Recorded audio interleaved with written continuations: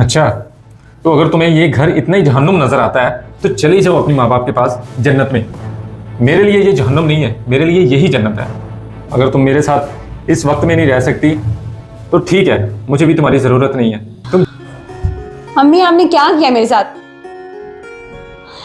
मुझे इस आदमी के साथ ना बेसुकून कर दिया आपने, मेरी शादी करके मेरी जिंदगी। एक मिनट का सुकून का सांस नहीं है इस घर में। मेरी शादी ऐसे आदमी से करके ना अपनी मेरी जिंदगी अजाब बना दी है।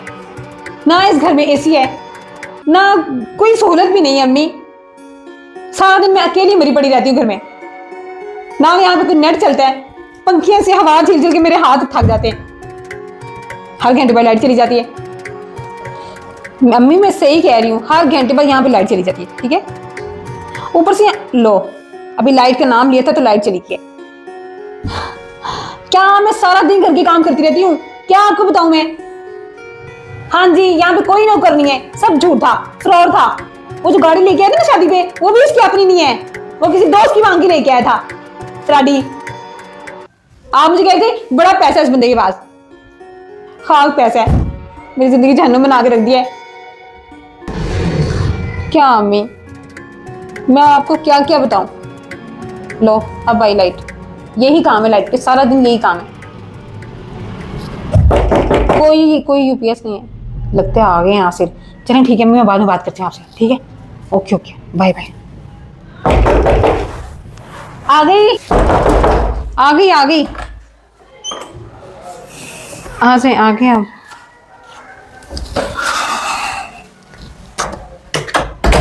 अरे क्या बना, कुछ बता तो दें। किस चीज का? अरे मैंने आपको कहा था एसी लगा दे, मैं सारा दिन गर्मी में मर जाती हूँ यहाँ पे। यार तुम्हें एसी की पड़ी है, मेरी जॉब चली गई है। क्या जॉब चली गई है? चलो, यानी कि अब जो 2 टाइम की रोटी जो सुकून से मिल जाती थी, अब उससे भी मैं हाथ धो बैठी हूँ। एसी मेरा कहीं खाक लगेगा? पता नहीं किस क्या सोच के मेरी शादी कर दी थी। पता नहीं अम्मी अबू ने कौन से जन्म का बदला लिया मुझसे।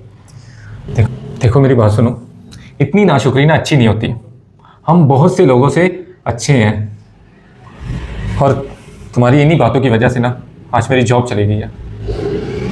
हमारे पास जितना भी दिया हुआ है ना, अल्लाह का दिया हुआ था। तो एक बीवी को चाहिए कि उसके पास जितना भी हो ना, उसमें ही शुक्र अल्हम्दुलिल्लाह करना चाहिए। तो बस ही कर दो ना। मेरे माँ बाप के पास ना क्या नहीं था, मैं ऐशो इशरत की जिंदगी गुजारी थी। तुमसे शादी करके ना मैंने जिंदगी जहन्नुम बना ली है। अच्छा, तो अगर तुम्हें ये घर इतना ही जहन्नुम नजर आता है तो चले जाओ अपनी माँ बाप के पास जन्नत में। मेरे लिए ये जहन्नुम नहीं है, मेरे लिए यही जन्नत है।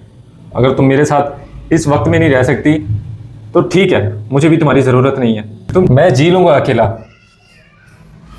अच्छा, मैं भी चली जाती हूँ, मुझे भी शौक नहीं है तुम्हारी इस झोंपड़ी में रहने का, ठीक है ना। जा रही हूं मैं।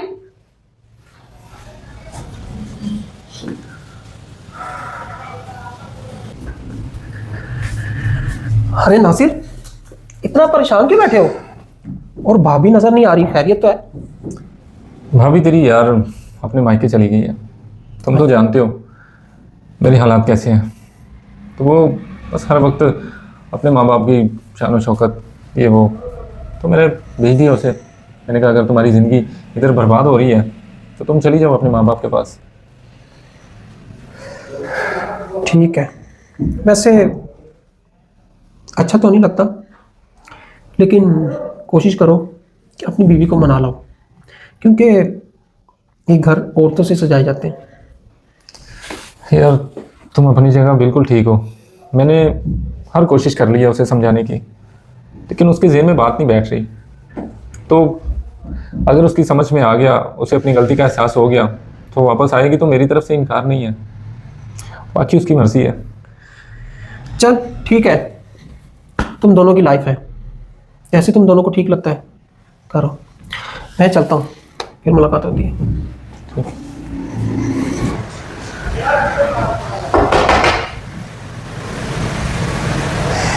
आ गया तुम? हाँ मैं।